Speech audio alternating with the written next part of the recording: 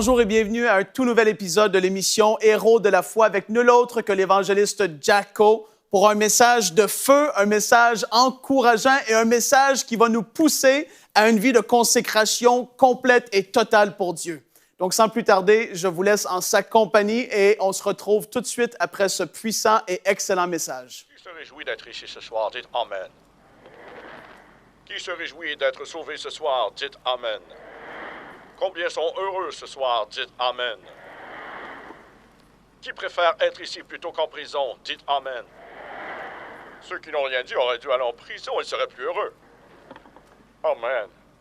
Jésus n'est-il pas merveilleux? Et si on chantait mon petit refrain que je vous ai appris l'autre soir? Aimez-vous ce petit refrain? Allez.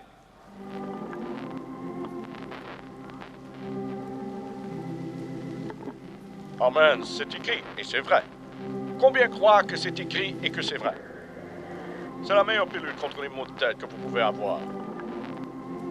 C'est le meilleur cataplasme que vous pouvez vous appliquer. C'est la meilleure opération contre le cancer qu'on pourrait vous faire.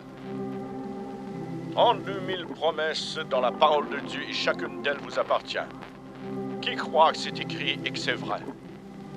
Allons, chantons. Well, it's written and it's free, that my Jesus He.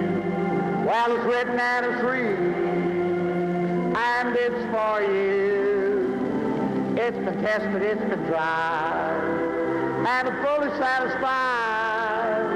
Well, it's written and it's free, that my Jesus He. Well, it's written and it's free, that my Jesus He. Well, it's written and it's read, and it's for you. It's been tested, it's been tried, and it's fully satisfied. Well, it's written and it's read, that my Jesus He. Ouais, c'est plutôt bien. Pour des tuberculeux. Amen. Pour une bande de vieux Texans. C'est très mauvais pour une bande de Pennsylvaniens remplis du Saint-Esprit. Tout le monde se lève et voyons si vous pouvez faire mieux que ça. Combien croient que c'est écrit et que c'est vrai? Tout le monde se lève. Tout le monde, même les malades, boiteux et fainéants, levez-vous. Allons, tout le monde chante. Ma sœur là-bas derrière, souriez, voulez-vous? Merci. Ça prend seulement 14 muscles pour sourire et ça en prend 48 pour faire cette tête. Oh! Beaucoup plus facile de sourire. Allez, mettez un sourire sur vos visages et chantons. C'est écrit et c'est vrai. Je crois que c'est écrit et que c'est vrai. Pas vous? Je crois que c'est pour vous. Je suis triste pour les personnes qui ne peuvent pas sourire ou rire. Je n'appelle pas ça religion. J'appelle ça problème de foi. La religion ne te donne pas un long visage étiré. La religion va vous mettre un sourire au visage, un chant dans le cœur.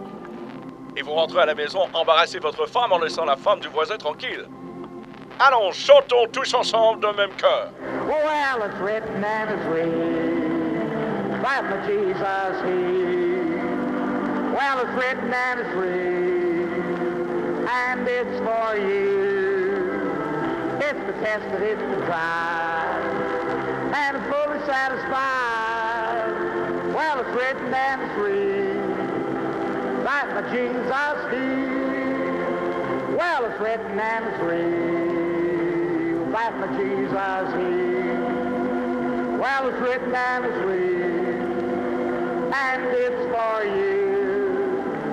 It's been tested, it's been tried, and it's fully satisfied. Well, it's written and it's read, that my Jesus He. Encore une fois, c'est mieux cette fois. Mais je veux que vous enleviez le pied du frein et que vous chantiez vraiment. Allons. Et tout le monde sourit. J'ai dit souriez. S'il vous plaît. Tous ensemble maintenant, tout le monde. Well, it's written and it's read, that my Jesus He. Well, it's written and it's read, and it's for you. It's been tested, it's been tried, and it's fully satisfied. Well, it's written and it's real. that my Jesus healed. Well, it's written and it's read that my Jesus healed. Well, it's written and it's read, and it's for you. It's been tested, it's been tried, and it's fully satisfied. Well, it's written and it's read that my Jesus healed. Bon, c'est bien. Serrez la main à 5 personnes et dites « Dieu vous bénisse » et vous pouvez vous rasseoir.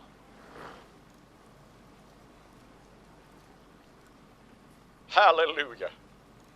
Sans vouloir manquer de dignité devant la chair ce soir, je vais enlever ma veste à nouveau. Alléluia. J'ai dit Alléluia. Si vous avez vos Bibles ce soir, venez avec moi. Je vais lire un passage des Écritures tiré de Ésaïe, le 29e chapitre, et je vais lire les 13e, 14e et 18e versets. Ainsi le Seigneur dit, puisque ce peuple s'approche de moi avec sa bouche et avec ses lèvres, il m'honore, mais il a éloigné son cœur loin de moi. Puisque la crainte qu'ils ont de moi n'est qu'enseignement de préceptes humains. À cause de cela, voici par des œuvres merveilleuses, j'étonnerai encore ce peuple, même des œuvres merveilleuses et un prodige. Car la sagesse des hommes sages périra, et l'intelligence des hommes avisés disparaîtra. Voici le verset à aimer, le 18e verset. Et en ce jour-là, les sourds entendront les paroles du livre, et les yeux des aveugles verront. Hors de l'obscurité et hors des ténèbres. Est-ce que je peux citer ce verset encore? Et en ce jour-là, les sourds entendront les paroles du livre, et les yeux des aveugles verront. Hors de l'obscurité et hors des ténèbres. Ce sont les paroles d'Ésaïe, et Ésaïe était un homme qui ne portait jamais de lunettes roses pour voir qui occupait le premier rang. Je ne crois pas qu'Ésaïe prêchait une sorte d'évangile à une classe de personnes et un autre à une autre. Je crois qu'Ésaïe prêchait la parole de Dieu parce que c'était la parole de Dieu, mais si vous n'aimiez pas ce qu'il prêchait, vous pouviez prendre toutes vos affaires et chercher une autre église où aller. Est-ce que vous m'écoutez? Je ne crois pas que la liberté d'Ésaïe, quand il prêchait, était liée à la somme d'argent qu'il avait dans sa poche. Et je ne crois pas que la liberté d'Ésaïe, quand il prêchait, avait à voir avec le nombre de propriétés qu'il avait. Je crois qu'il prêchait la parole de Dieu parce que c'était la parole de Dieu. Et si vous n'aimiez pas ce qu'il prêchait, vous pouviez aller voir ailleurs. Je crois qu'il prenait pour cible les hypocrites et les touchait droit entre les yeux.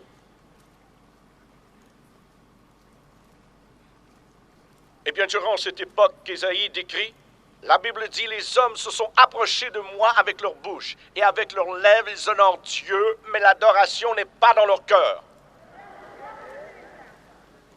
Il y a beaucoup de personnes, la seule façon de les emmener à louer Dieu, c'est de leur dire de le faire. Vous devez vous lever et dire que tout le monde dise Alléluia, et ils crient tous Alléluia. Après vous dites que tout le monde dise Béni soit Dieu, et ils disent tous Béni soit Dieu. On dirait des petits animaux de compagnie. Je crois que si vous ne pouvez pas louer Dieu sans qu'on vous dise de le faire, je crois que vous devez vous mettre à genoux et prier jusqu'à ce que les louanges de Dieu prennent place dans votre cœur et que vous puissiez louer Dieu sans qu'on vous dise de louer Dieu.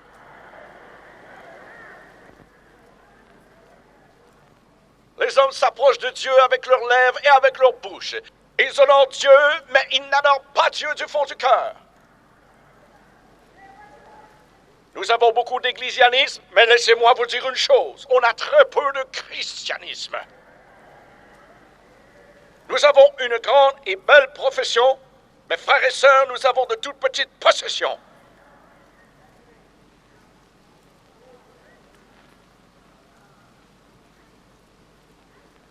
Alléluia! Le péché s'est infiltré dans cette nation. Il s'est infiltré dans nos maisons. Il s'est infiltré dans nos écoles. et que Dieu nous aide. Il s'est même infiltré dans l'église du Dieu vivant. Il va détruire l'église de Dieu, sauf si nous nous mettons à genoux et demandons à Dieu d'envoyer un réveil du Saint-Esprit qui touche le cœur des hommes et des femmes.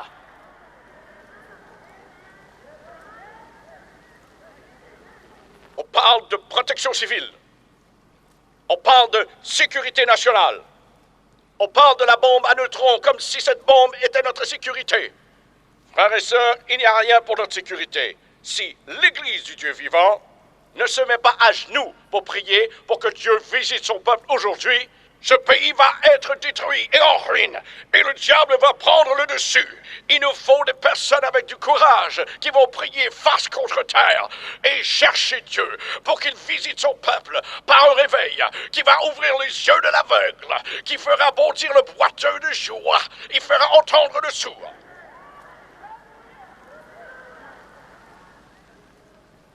Qui croit que je prêche la vérité, dites Amen.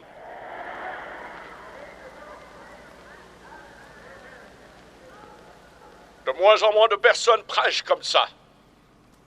De moins en moins de prédicateurs prêchent contre vos petits péchés mignons, vos petites fautes préférées.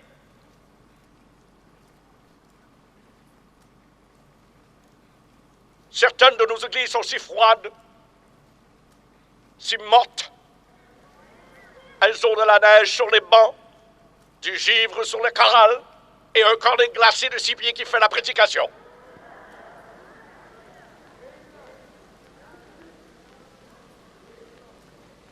Et ceux qui auraient besoin d'un avertissement de la part de pasteurs fidèles, quand en effet ils prêchent contre leur péché préféré et leur faute préférée, ça prend peu de temps avant qu'on ne voit ce pasteur faire ses valises et chercher un autre endroit où prêcher. Pourquoi? Parce que les gens ne veulent pas de ce que la Bible leur dit. Ils crient, laissez-nous avec cette fichue religion. Mes amis, je veux cette fichue religion. Je crois que cette fichue religion est la parole de Dieu. Je crois que c'est la parole de Dieu. Je crois qu'il est mort sur la croix et a versé son sang pour que je puisse avoir la vie et l'avoir en abondance.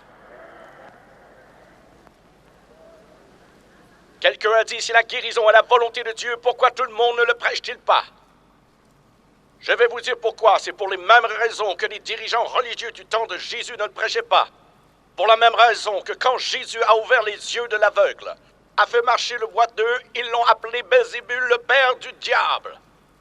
Laissez-moi vous dire, ce n'était pas le monde extérieur qui combattait Jésus quand il était sur terre, mais c'était des membres de l'Église. J'ai dit c'était des membres de l'Église, et c'était des prédicateurs, c'était des prêtres et d'autres personnes qui combattaient le Seigneur Jésus-Christ. Et je veux vous rappeler aussi une autre chose. Ce n'était pas la prostituée, l'ivrogne et le menteur qui ont crucifié mon Seigneur, mais c'était une bande de membres de l'Église qui l'ont cloué à la croix.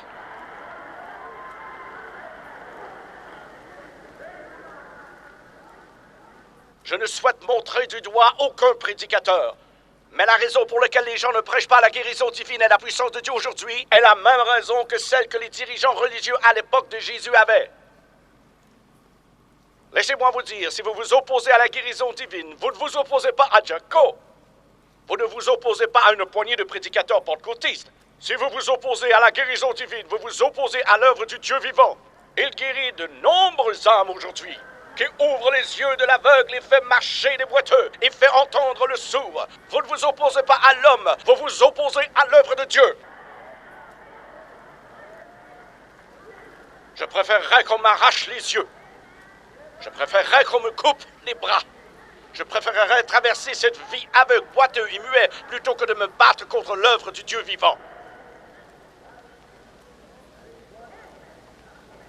Je n'oublierai jamais quand je suis sorti de l'armée en 1945. J'étais dans un petit endroit appelé Red Oak Flat au Texas. On tenait une réunion revivaliste. C'était à la campagne et toute mon assemblée, c'était quand je commençais à prêcher, toute mon assemblée qui s'élevait au nombre de 12 ou 13.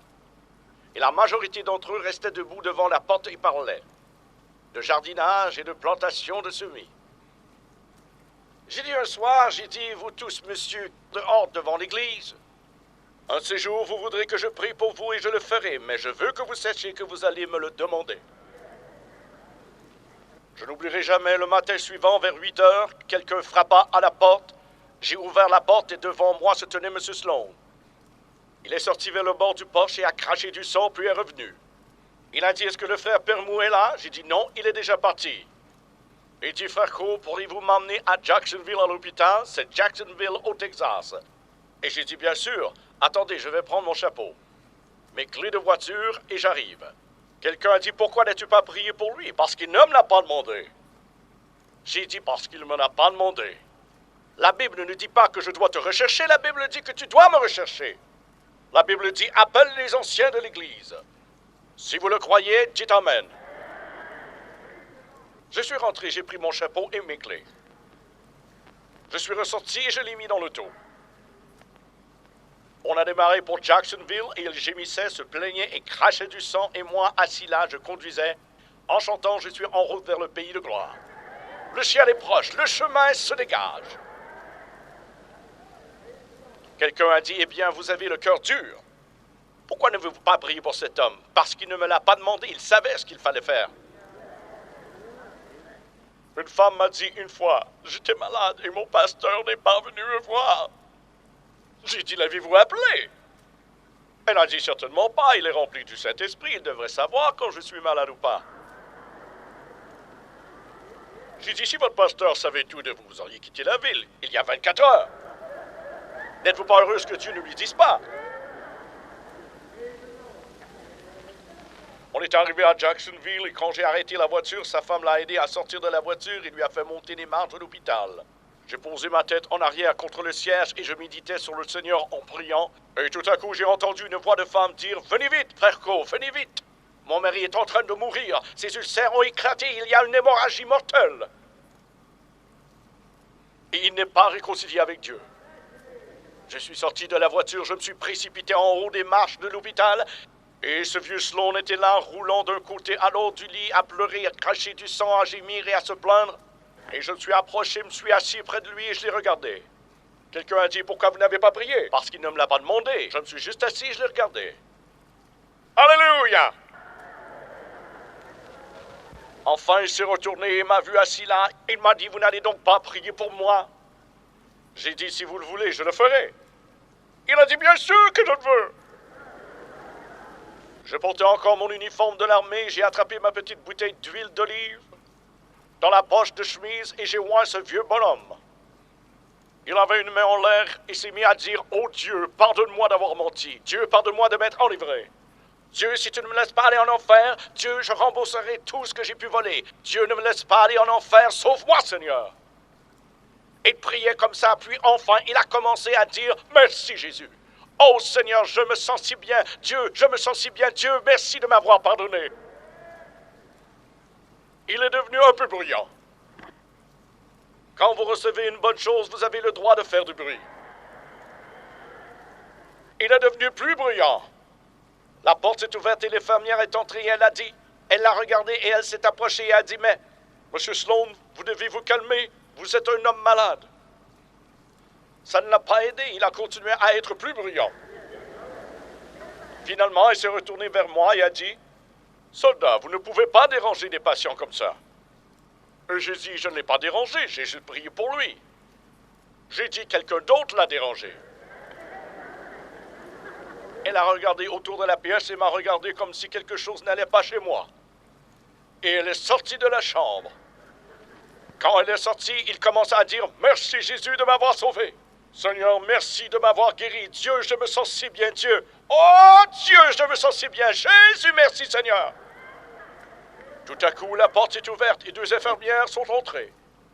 Une d'elles avait une aiguille hypodermique à la main. Elles se sont approchées et ont relevé la manche de chemise de nuit et elles ont enfoncé l'aiguille dans son bras et lui ont donné une hypo. Je crois qu'elles lui ont donné environ 965 livres de cris. Parce qu'après lui avoir donné ça, il est devenu ridicule. Il s'est mis à parler une langue que je n'avais jamais entendue avant. Il s'est mis à crier et à hurler. Je veux sortir d'ici, je suis guéri, je suis sauvé. Oh, gloire à Dieu, alléluia! Cette infirmière s'est retournée vers moi et a dit, vous, soldat, c'est vous qui causez tout ce trouble. Vous sortez d'ici. J'ai dit, je vais partir, mais je ne suis pas celui qui cause le trouble. Quand je ne serai plus là, il sera encore ici. Je suis sorti, arrivé à ma voiture, je pouvais entendre cet homme encore en train de louer Dieu. Le soir suivant, les portes de l'église se sont ouvertes et on a vu M. Sloan avec un grand sourire sur le visage. Il a dit « Merci Dieu, Dieu m'a sauvé, Dieu m'a guéri, Dieu m'a rempli du Saint-Esprit. Ils m'ont examiné aujourd'hui, ils ont essayé de trouver ces ulcères, ils ne les ont pas trouvés. Même avec la fluoroscopie, ils ne les ont pas trouvés. Et le docteur a dit qu'il ne comprenait pas d'où ce sang provenait. Il a dit que le test montrait qu'il n'y avait pas de perte de sang, mais qu'il savait que j'avais perdu environ 1 litre de sang. Il a dit qu'il ne comprenait pas ce qui s'était passé. Il a dit, j'ai regardé ce docteur droit dans les yeux et lui ai dit, Docteur Jésus a pris un nouveau cas. Oh, Alléluia! Alléluia! Alléluia! Alléluia! Alléluia! Alléluia! Merci Dieu, Docteur Jésus a pris un nouveau cas. Il a pris un nouveau cas. Je vais vous dire, si Jésus s'occupe de votre cas, peu m'importe ce que vous avez, vous serez guéri. Si Jésus s'occupe de votre cas, vous allez laisser vos béquilles derrière. S'il s'occupe de votre cas, ce vieux cancer va quitter votre corps. S'il s'occupe de votre cas, vos yeux aveugles pourront voir. Ah, merci Dieu. Jésus peut guérir n'importe quoi, n'importe où, n'importe quand et n'importe qui. Tout ce que vous avez à faire, c'est mettre votre foi en lui. Wouh! Le docteur Jésus a pris un autre cas, comme dit l'évangéliste Cole. C'est tellement bénissant de le voir faire. Et sachez-le, il prend encore des cas aujourd'hui. Il est le même, il n'a pas changé. Et s'il y a quelque chose auquel aujourd'hui je veux vous exhorter, c'est de ne pas vous battre et combattre la volonté de Dieu qui a été manifestée au travers de la personne de Jésus ici sur la terre. Au travers de Jésus, on voit la pleine et parfaite volonté de Dieu. Jésus est notre parfaite théologie. Il est la doctrine parfaite sur terre parce qu'il a dit de ses propres mots, « Je ne fais rien d'autre que ce que je vois le Père faire ». Il est l'image du Dieu invisible. Donc, ne vous battez pas contre la volonté de Dieu qui a été manifestée au travers de Jésus. Et l'autre chose auquel que je ne veux pas que vous battiez contre, c'est la volonté générale de Dieu pour votre vie. La volonté générale de Dieu pour votre vie, c'est que vous soyez heureux, c'est que vous soyez en paix, c'est que vous soyez dans la joie, c'est que vous soyez en bonne santé à tous égards. C'est ce que Dieu veut pour ses enfants et je veux encourager chaque personne sous le son de ma voix aujourd'hui. Ne vous battez pas contre la volonté générale de Dieu pour votre vie, même si on ne vit pas les choses que je viens tout juste de dire, d'énumérer, même si on ne les vit pas encore dans notre vie. Sachez-le, c'est la volonté de Dieu. Et la deuxième chose auquel je veux vous encourager aujourd'hui, c'est de ne pas combattre contre la volonté spécifique de Dieu pour notre vie. Vous savez, moi, je l'ai fait pendant plusieurs années. Dieu, je le savais qu'il m'avait appelé à prêcher sa parole. Et je savais qu'il y avait cet appel sur ma vie, mais j'ai combattu. J'ai résisté à ce que Dieu voulait faire au travers de moi. Et laissez-moi vous dire que jamais, mais jamais, on ne peut gagner contre Dieu. Quand Dieu a un appel sur notre vie, vous le savez ce que Dieu vous appelle à faire. Vous savez la volonté spécifique de Dieu pour votre vie. Il y a un mandat qui est là, qui repose sur vous. Et c'est parce que Dieu sait et il en est certain que vous êtes capable de porter cette chose et que vous êtes capable d'accomplir cet appel spécifique pour votre vie. Arrêtez de combattre contre l'appel de Dieu au nom de Jésus aujourd'hui. Et donc là, on va aller voir ce que Dieu a fait dans les réunions et dans les rencontres du frère Co. Sachez-le, la volonté de Dieu était démontrée. Dieu voulait que ses enfants soient en bonne santé. Et vous allez voir des gens tellement heureux et bénis de recevoir une touche de Dieu. Et vous allez voir ces gens être fortifiés dans leur corps physique. Et donc, sans plus tarder, on va les retrouver et on se retrouve tout de suite après ce temps béni de prière pour les malades. Les guérisons dont vous allez bientôt être témoins sont des guérisons réelles qui ont eu lieu dans ce grand réveil de délivrance. J'ai des problèmes avec mes nerfs, j'ai mal partout. Oh, mal partout? Oui, mes nerfs ont des crises de spasmes. Vous avez des spasmes? Oui, des crises de spasmes, le docteur a dit. Oui. C'est là dans vos épaules et aussi dans vos bras? Et dans mes jambes. Et aux extrémités? Mes jambes me font mal depuis plus de 45 ans. Vous avez mal maintenant? Oui. Vous avez mal maintenant? Oui. Vous croyez que Dieu peut l'ôter? Certainement, j'ai confiance. Je pense que vous avez été très patient en attendant cela, et nous y voilà. Absolument. Dieu, je brise cette douleur. Quelle sorte de ces épaules, et aussi la raideur des articulations. Dieu, chacun de ces spasmes, dans ses nerfs, va quitter son corps. Dieu, en ton nom, bas haut, bas haut, bas haut, bas haut, bas haut, bas haut. Alors vous les sentez encore maintenant? Pas encore. Et ce sera plus jamais le cas. Allez, louez-le. Amen. Levez vos mains et louez Dieu. Levez vos mains et louez Dieu. Quel est votre problème, ma sœur? J'ai une douleur extrême à ma hanche gauche et au bas du dos. Je suis censée porter un corset. Vous êtes censé porter un corset pour le dos? Oui. Nerfs disloqués? Et vertèbres, c'est bien ça? Et ça descend dans ma jambe. Ça descend de votre jambe et votre hanche et c'est dans votre dos? Les os et les nerfs me font mal. Oui. Tournez-vous. Avancez. Donnez-moi votre sac à main, juste une minute. Montrez-moi où terriblement, cette douloureuse Celle-là, dislocation se trouve. tout le long. Là, ici. dans cette zone. Oui.